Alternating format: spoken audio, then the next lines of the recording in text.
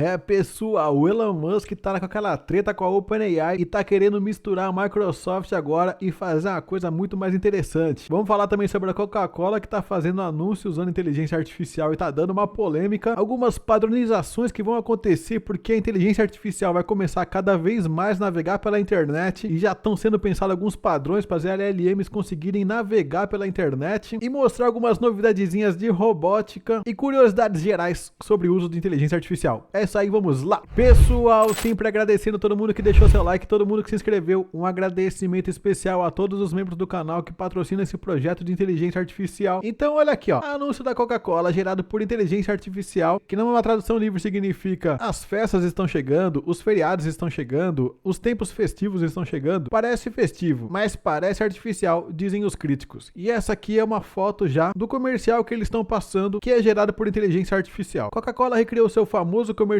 de 1995, Holidays Are Coming, usando inteligência artificial. A empresa trabalhou com 3 estúdios de inteligência artificial para criar diferentes versões do anúncio clássico. A fabricante de refrigerantes está entre as primeiras grandes empresas a criar anúncios de TV inteiramente com tecnologia de IA. A empresa anunciou que seus estúdios de IA, Secret Level, Silverside AI e Wildcard, produziram cada um a sua própria versão do comercial, que será exibido na televisão, em plataformas de streaming e em vídeos digitais em todo o mundo. Bom, então isso aí é aquela coisa, né? Tem aquela propaganda que ficou famosa em uma determinada época, mas é um vídeo antigo de 95 e a inteligência artificial tá dando aquela mãozinha para esse negócio ficar um pouco mais atualizado. Eu sou sempre suspeito para falar dessas coisas. Por exemplo, no filme do Minecraft, todo mundo falou mal daquele filme e eu achei super demais, porque as pessoas falaram que aquilo era meio esquisito, que aqueles bichos eram meio esquisitos, e eu sempre achei o Minecraft meio esquisito. Então quando eu vi aquela coisa meio esquisita, eu falei, pô, isso é a cara do Minecraft, mas ninguém gostou. E esse comercialzinho aqui, eu olhei, isso aí tá com cara de IA, e pensei, bom, tem sempre alguém que vai começar a puxar essa tecnologia, e parece que a Coca-Cola é a primeira. De acordo com Patrick Tackar, o vice-presidente e chefe global de IA generativa da Coca-Cola, a produção usou principalmente modelos de IA Leonardo, Luma e Runway, que são plataformas que também fazem geração de vídeo e também fazem geração de imagem, com destaque especial para Runway, que faz uns avatares, faz algumas coisas também interessantes. O fundador da Secret Level, Jason Taza, disse à Ad Age que durante a produção eles adicionaram um novo modelo de Kling AI, que cria movimentos mais realistas. O fato de ter se tornado parte integrante da produção em um curto espaço de tempo mostra o quão rápido a tecnologia de IA está avançando, diz Zada. A versão do Secret Level usou imagens de atores reais com a permissão deles e a icônica música Holidays Are Coming apresenta novas gravações com músicos e cantores ao vivo. Zada disse que a abordagem de IA reduziu significativamente os custos e o tempo de produção, explicando que uma produção tradicional custaria, você sabe, vários milhões de dólares e muito tempo no frio. É, gente, essa parte é a parte que todo mundo de fato quer saber. Eu nem sou um cara muito especialista em marketing, todo mundo inclusive reclama do marketing no meu canal, mas o que eu posso dizer é que inclusive mesmo as imagens mal feitas que eu faço, elas já têm uma qualidade 1000 vezes maior das que eu fazia muito tempo atrás. E a facilidade com que eu faço isso hoje é absurdamente maior. Então, por exemplo, se lá no começo eu tava no nível 1, agora eu tô no nível 5 só por conta da IA. Eu até diria que se eu me esforçar um pouquinho mais, eu ainda consigo subir pro nível 7 e nível 8. Ele acrescentou, conseguimos fazer tudo isso, você sabe, do conforto da casa de todos. Temos artistas globais em todo o mundo com quem trabalhamos. E agora ele tá falando dos artistas que estão gerando suas imagens e gerando esses vídeos. O processo não foi perfeito, no entanto. Zada notou que uma cena envolvendo um esquilo gerado por IA levou algumas centenas de interações para ficar correta. Ah, essa aqui é aquela verdade que todo mundo precisa saber, gente. Quando você quer gerar uma imagem a partir de um vídeo, quando você quer gerar alguma coisa assim com inteligência artificial e ela não acerta de primeira, de segunda e de terceira, pode ter certeza que você vai ter um trabalhão ali, porque é aquele típico prompt que a IA não tá preparada e vai dar ruim. Reações mistas. PJ Pereira diz que sua empresa criou mais de 10 mil imagens individuais e 5 mil segmentos de vídeo para o projeto, resultando em mais de 100 ativos finais, incluindo versões para diferentes mercados. Claro que a gente tem que levar em consideração também que eles estão numa fase de testes e que eles estão desbravando essa tecnologia, então é natural que o esforço seja ainda maior. Embora o trabalho exigisse muito menos esforço do que a produção tradicional, Pereira observou que ainda exigia uma intervenção humana significativamente, descrevendo o processo como muito mais humano do que a máquina. Bom, talvez ele esteja se referindo às horas de Photoshop, às horas de edição de vídeo para ficar corrigindo falhas e erros. Eu não vou passar o vídeo aqui porque esse negócio de ficar passando coisa de marca pode dar muito ruim, mas basicamente, ó, tem o urso lá, tem algumas coisas, tem os caminhõezinhos, né, caminhãozinho aqui, caminhãozinho ali, trenozinho lá e por aí vai. Até agora o spot recebeu críticas mistas nas mídias sociais e na imprensa. Embora a qualidade da produção de IA pareça alta para o que pode ser feito com IA generativa hoje, alguns críticos dizem que parece artificial e menos polido em comparação com as produções tradicionais profissionais do spot. Eu vou dar minha opinião sincera. Eu acho que o que eles fizeram ali em geração de vídeo não é o que tem de melhor de geração de vídeo atualmente. Dava pra dar uma melhorada ainda. PJ Pereira defende a tecnologia. Tudo que posso dizer é que, de dentro, esse projeto pareceu uma experiência muito humana em contar uma história através das limitações e do potencial de uma nova tecnologia. E pareceu um processo muito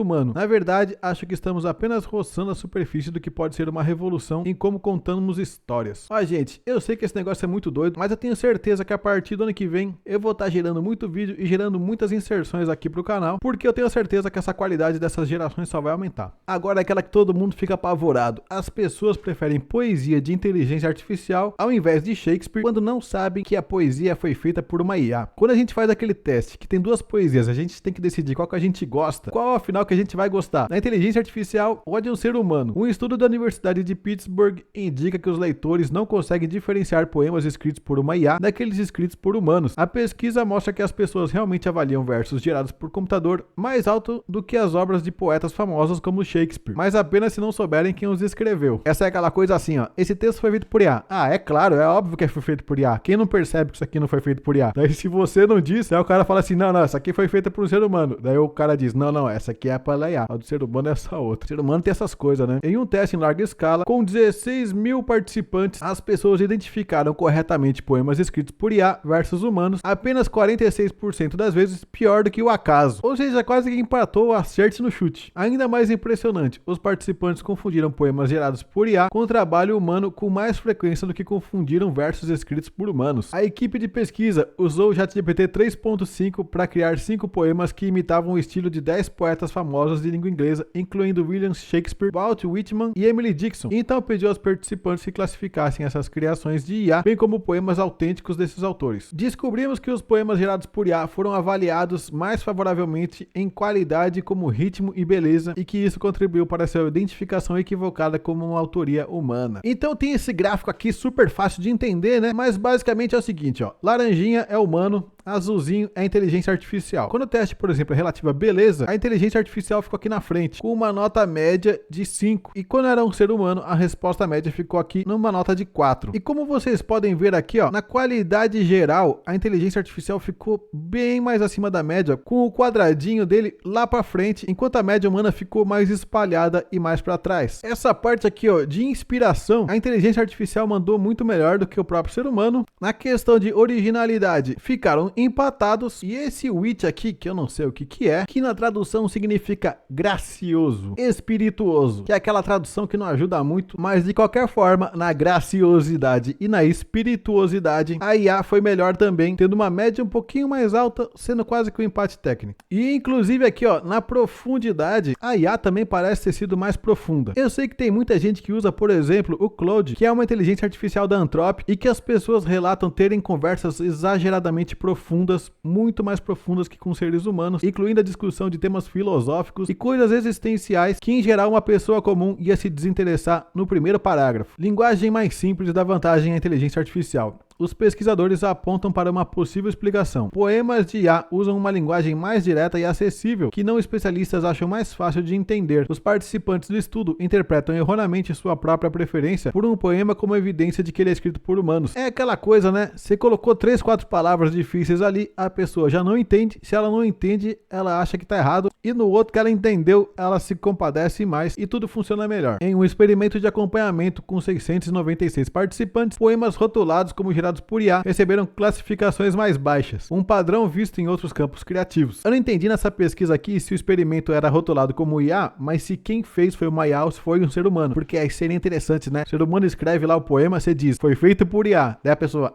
não gostei, não gosto de inteligência artificial. Ao analisar 4 fatores-chave, criatividade, humor, estrutura e qualidade emocional, as classificações permaneceram surpreendentemente equilibradas entre autores de IA e humanos quando a fonte não foi revelada. E aqui, ó, fica claro, né? Quando é nothing, né? Que ele não diz quando é ser humano e quando é uma inteligência artificial, tem um equilíbrio maior, a coisa fica meio balanceada aqui no meio. 2 pontos chaves enquadram essas descobertas. Primeiro, o estudo usou o ChatGPT 3.5, que agora é uma versão mais antiga do modelo de IA, né? Versões mais recentes podem produzir poemas ainda mais convincentes. Segundo, os poemas de IA imitaram especificamente os estilos de poetas existentes, em vez de criar um trabalho totalmente original. Sem esses modelos humanos, os poemas gerados por IA poderiam parecer muito diferentes. Isso é verdade, né? Porque porque se ele tem que imitar o estilo de alguém e usa uma linguagem mais atual, ele vai ter a profundidade de um autor misturado com uma linguagem mais atualizada. E isso com certeza talvez faça as coisas fazerem mais sentido. Os pesquisadores também notaram que seu estudo focou em não especialistas, que provavelmente responderam bem à linguagem mais simples da IA. Especialistas em poema provavelmente identificariam diferenças mais facilmente, dado seu conhecimento mais profundo de estrutura poética, rima e métrica. E eu diria também, né, mais conhecimento sobre os próprios escritores. Às vezes você detecta que um verso não é de um poeta, justamente porque ele tá falando de uma coisa que ele nunca falou. Eu lembro de um amigo meu, uma vez que tava lendo um texto assim, e viu uma frase que era do Drummond de Andrade, e ele falou assim, não, isso aqui não é Drummond. Porque ele fala assim, cara, o Drummond jamais falaria isso. E era aqueles textos de internet lá que a pessoa só faz um Ctrl+C, Ctrl+V e coloca que é Drummond pra viralizar. A próxima notícia é muito interessante porque ela tem a ver com a inteligência artificial navegando pela internet. O novo padrão da web LLMS.txt pode mudar fundamentalmente a forma como os LLMs leem e processam conteúdo online. Um novo padrão de web proposto chama LLMS.txt pode mudar a maneira como os sistemas de IA encontram e processam informação online. O veterano de IA Jeremy Howard sugere que os sites devem incluir como um arquivo especial que ajude os modelos de linguagem a acessar o conteúdo de forma mais eficaz. Por que, gente? Por que tem que fazer isso? Porque se eu for olhar o código dessa página aqui, ó, é isso aqui que a gente vê, ó. Esse é o código dessa página. É esse texto aí que a gente tá vendo, tá aqui no meio, em algum lugar. Quer ver, ó? Vou procurar aqui, ó, Jeremy Howard. Vamos lá. Jeremy, ó lá, tá enfiado ali no meio, ó. AI veteran Jeremy Howard explains that modern websites, tá vendo? É isso mesmo que tá falando, ó. O veterano Jeremy Howard sugere que nananana. Então, quando você manda uma inteligência artificial consultar um site, é isso que ela enxerga. Esse texto super confuso. Só que bom seria se tivesse um texto que já tá prontinho para ela ler. Howard explica que sites modernos precisam funcionar tanto para visitantes humanos quanto para sistemas de IA. Mas sistemas de IA frequentemente têm dificuldades com grandes quantidades de texto porque eles só conseguem processar pedaços limitados de uma vez. Essa limitação pode tornar impossível para modelos de linguagem processar sites inteiros de uma vez. O novo padrão resolveria esse problema, fornecendo informações em um formato mais focado e amigável à inteligência artificial. Top! Isso aqui eu já estava prevendo que uma hora ia acontecer. A ideia de Howard é simples. Os proprietários de sites criariam um arquivo chamado LLMS.txt que atua como um guia para sistemas de IA. Este guia ajudaria a IA a encontrar e entender rapidamente informações importantes sem ter que processar sites inteiros. Eu já sei de cara que isso aqui tem uma polêmica envolvida, gente. Porque basicamente, quando você está num site, você vê anúncios, você vê uma série de coisas que fazem parte da logística humana, que tem que vender para pagar o site, nananana. Uma vez que a inteligência artificial acessa um arquivo desse e não lê anúncio nenhum e já sabe onde está a informação e vai jogar isso para uma outra e vai jogar isso para um outro site, não sei se economicamente e humanamente falando vai funcionar. Mas a ideia é boa, tornando os sites legíveis por LLM. O novo padrão segue um formato simples. Cada arquivo LLMS começa com o nome de um projeto no topo, seguindo por um resumo rápido. Os proprietários do site podem então acionar mais detalhes e links para outros documentos Markdown conforme necessário. Essa estrutura tem o objetivo de ajudar os sistemas de IA a ler e entender sites de forma mais confiável. Howard também sugere que os sites devem oferecer versões Markdown de suas páginas HTML, que é um arquivo .md, as URLs, que é um tipozinho clássico de marcação de texto. O projeto Fast HTML já está implementando essa abordagem, gerando automaticamente versões Markdown de todas as páginas de documentação. Gente, o futuro chegou, vamos ver o que vai acontecer. O padrão pode ser particularmente útil para desenvolvedores e bibliotecas de código, já que os sistemas de IA podem ajudar melhor os programadores ao ler essas informações estruturadas, acredita Howard. A empresa de IA Anthropic também carregou LLMS para sua documentação. Então a Anthropic já está fazendo isso, né, gente? E olha que interessante, ó. Eu tô aqui no site da Anthropic, eu tô vendo o documento deles, que é o LLMS full.txt. E ele é realmente um arquivo super limpinho, só com as informações necessárias, explicando aqui coisas sobre a API, sobre instalação, coisas da Anthropic mesmo, falando sobre o nome dos modelos, ó, tudo bem certinho. Esses asteriscos aqui a gente já sabe que é Markdown. Já tem essas marcações aqui de code group, coisas assim, ao invés daquele texto confuso. Vocês percebem? Tá um texto super simples, sem aquela apelação visual que o ser humano precisa, só com o que é estritamente necessário, porém que para a inteligência artificial é perfeito. Então vamos dizer assim, se você tem alguma documentação, se você tem alguma informação que vale a pena a inteligência artificial ler esse arquivo, você já manda ele ao invés de mandar o link do site que seria para um ser humano. As empresas poderiam usá-lo para expor sua organização e recursos-chave. As lojas online poderiam organizar melhor seus produtos e políticas de loja. Escolas e universidades poderiam apresentar seus cursos de forma mais clara e as pessoas poderiam formatar seus históricos profissionais de maneira que os sistemas de IA pudessem entender melhor. Isso aqui eu acho perfeito, gente. E parece que a internet vai começar cada vez mais a se adaptar aos robozinhos e aos chatbots e às automações para que todo esse conteúdo que é gerado online possa ser organizado de uma forma que a inteligência artificial consegue trabalhar para nós. O novo padrão funcionaria junto com ferramentas web familiares como robots.txt e sitemap.xml. Por quê, gente? Porque isso já existe. Esses arquivinhos aqui são feitos para robozinho ler e entender o que está acontecendo ali dentro. Tanto esse robots.txt quanto esse site XML. Enquanto esses padrões existentes ajudam mecanismos de busca a rastrear sites, o LLMS.txt ajuda especificamente sistemas de IA a encontrar e entender o conteúdo mais importante em um site, incluindo links relevantes para outros recursos. Qualquer um pode revisar e comentar o padrão proposto em llmstxt.org e a documentação está disponível no GitHub. Os proprietários de sites devem testar seus documentos llms.txt com vários sistemas de IA para garantir que eles funcionem conforme o esperado, recomenda Howard.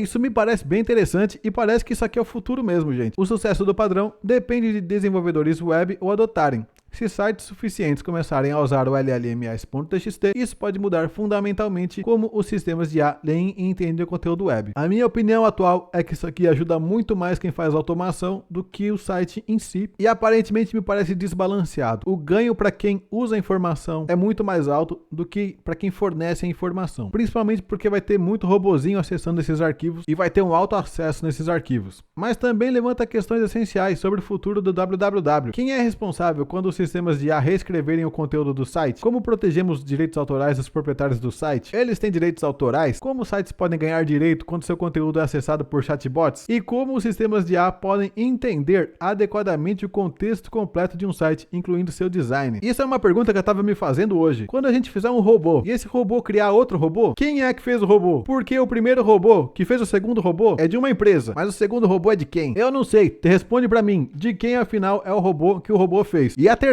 e quarta, quinta, sexta geração. E falando em robô, vamos dar uma olhadinha aqui em coisas que estão acontecendo na Unitree. Bom, primeiro de tudo, a Unitree lançou esse robôzão aqui, ó, que tem essas rodinhas, que é um robô maravilhoso. É inacreditável o que ele faz. Além de ele andar, ele ainda liga as rodinhas e praticamente patina no chão. Eles têm vários modelos de robô, Go2, Go1, A1, que são as evoluções desses robozinhos aqui, ó. O B2, o B1, o Alien Go, robozinhos industriais, tem os lidares deles que fazem leituras 3D, tem os robôs humanos, né? O G1 aqui, o H1, que são robôs que eles estão fazendo. Tudo isso já tá chegando pra gente. Mas o que é mais importante, eles estão liberando aqui, ó, códigos open source para você conseguir programar e fazer alterações nos códigos desses robôs. E aqui, ó, tem um monte de informações importantes. Coisas sobre a câmera 3D sendo teleoperada, um kit de desenvolvimento dos próprios robôs, as rotinas de aprendizado por reforço do robozinho Go2, as rotinas de aprendizado por reforço do robô humanoide H1. E sempre que você ouve esse ROS aqui, ROS é um sistema operacional de robôs que faz simulação e tudo mais. Se você entrar no GitHub aqui, você vai encontrar todas essas informações, todos esses códigos abertos, inclusive para o ROS aqui, explicando como você usa versões simuladas e explicando como você faz integração com robôs reais. Então você não simplesmente vai ter robôs na sua casa dessas empresas, como você vai conseguir ainda programar eles como se eles fossem seus. Isso é maravilhoso, gente. Você já conseguiu imaginar que de repente o robô não faz alguma coisa, ou alguma coisa que ele faz, ele não faz tão bem, e você consegue dar uma aprimorada e dar uma personalizada? E do ponto de vista da segurança, será que é seguro colocar esse tipo de funcionalidade? As pessoas vão usar isso para fazer o quê? E se elas programarem coisas que podem dar muito errado? O que você acha? Deixa nos comentários. Esses robozinhos vão ser hackeados? Eu, por enquanto, não sei. Eu não vejo a hora de fazer programação desses robôs e começar eu mesmo a fazer a programação deles. Agora, a notícia mais quente. Será que o Elon Musk está morrendo de ciúmes do ChatGPT? Será que o Elon Musk quer de volta a OpenAI para ele? O Elon Musk tem empresa espacial, empresa Neuralink, empresa de satélites, empresa de carros. Era para ele ser dono, inclusive, do ChatGPT. Só que por uma questão do destino, ele saiu da própria empresa e parece que agora ele quer ela de volta. Elon Musk adiciona a Microsoft ao processo contra o fabricante do ChatGPT da OpenAI. Bom, de forma resumida, a treta do Elon Musk com o ChatGPT é porque a OpenAI se chamava Open porque ela era uma resposta à Google que fazia inteligência artificial de código fechado sem compartilhar o que eles estavam pesquisando. E aí o Elon Musk, Sam Altman e uma galerinha ali falou assim, bom, vamos fazer uma empresa concorrente, mas que essa vai ser aberta e que dessa vez a gente vai fazer tudo certinho pra gente não ficar na mão da Google. Tempos depois, Elon Musk sai da OpenAI porque diz que eles estavam fechando tudo e ele não concordava com isso. E tempos mais depois, a OpenAI explode como uma das empresas mais importantes do mundo. E mais depois ainda, a OpenAI começa a querer transformar uma empresa que era sem fins lucrativos em uma empresa com fins lucrativos. E nessa hora o Elon Musk fala assim, não, agora vocês passaram do limite. E ele usa a seguinte metáfora, vocês começaram com uma empresa que queria defender a Amazônia e vocês vinham com o discurso que vocês iam proteger as florestas, iam proteger as queimadas, e agora vocês estão dizendo que vocês vão virar uma madeireira e vão desmatar toda a floresta. E daí pra frente, ele entrou numa briga na justiça para que isso não acontecesse. Elon Musk intensificou sua rivalidade com a OpenAI, fabricante do ChatGPT, com um processo reaberto contra a empresa, adicionando a Microsoft como ré. Aqui não é ré de andar pra trás, gente. Aqui é ré de hell, né? O senhor Musk, cofundador de empresas de inteligência artificial, acusou a empresa e as gigantes da tecnologia de operar um monopólio em uma queixa legal alterada na quinta-feira. Então tem um item a mais ali. Ele tá falando que essa união Microsoft e OpenAI é monopólio. A ação ocorre após processos anteriores acusando a empresa de violar princípios que ele concordou quando ajudou a fundá-la em 2015. Porque a treta foi que a OpenAI falou assim que o próprio Elon Musk teria concordado com essa ideia de um dia fechar a empresa e fazer ela virar com fins lucrativos. A Microsoft se recusou a comentar o processo. Um porta-voz da OpenAI disse que a reclamação atualizada do Sr. Musk era infundada. A terceira tentativa de Elon em menos de um ano de reformular essas alegações é ainda mais infundada e exagerada que as anteriores, disseram eles à BBC. Eles acrescentaram que os e-mails anteriores enviados pelo Sr. Musk, compartilhados publicamente em resposta ao seu processo original, falam por si, porque eles postaram isso nas notícias anteriores, coisas que o Musk teria concordado. O processo judicial de quinta-feira altera uma ação movida em um tribunal da Califórnia em agosto e também inclui o cofundador do LinkedIn, Reid Hoffman, como réu. A BBC entrou em contato com o Sr. Hoffman para obter uma resposta. O processo acusa o OpenAI de ter transformado uma instituição de caridade isenta de impostos em uma empresa com fins lucrativos de 157 bilhões de dólares que paralisa o mercado. Ele também alega que a Microsoft e a OpenAI usaram um monopólio para eliminar concorrentes no setor de IA, incluindo a própria empresa do Sr. Musk, a